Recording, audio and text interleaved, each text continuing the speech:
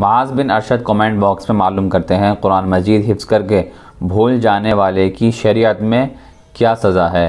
कुरान मजीद अल्लाह तबारक व तआला की निहायत ही मुक़द्दस और बाबरकत किताब है और कुरान मजीद का मुसलमानों के छोटे बच्चों का भी हिफ्ज़ कर लेना और अपने सीने में महफूज कर लेना, ये ख़ुद कुरान मजीद के मौजिज़ा होने की भी दलील है।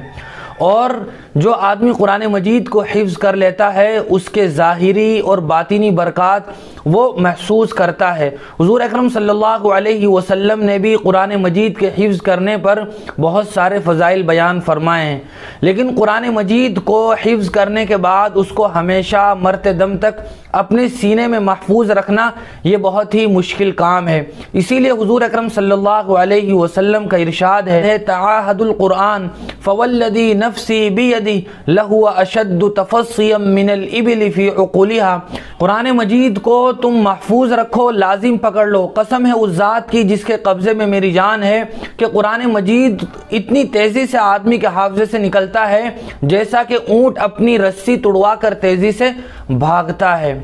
और इसी तरह हुज़ूर अकरम सल्लल्लाहु अलैहि वसल्लम ने ऐसे शख्स के बारे में सख्त वईद बयान फरमाई है जो गफलत और सुस्ती की वजह से या लापरवाही की वजह से कुरान मजीद को हिफ्ज़ करने के बाद भूल जाए। आप सल्लल्लाहु अलैहि वसल्लम की हदीस है, मा मिन इम्रिइन यक़रउल कुरान सुम्मा यंसाहु इल्ला लक़ियल्लाह यौमल क़ियामति अज़्ज़म, कि जो आदमी कुरान मजीद को याद करके भूल जाए वो अल्लाह के पास क़यामत के दिन इस हाल में पहुँचेगा कि उसका एक हाथ टूटा हुआ होगा।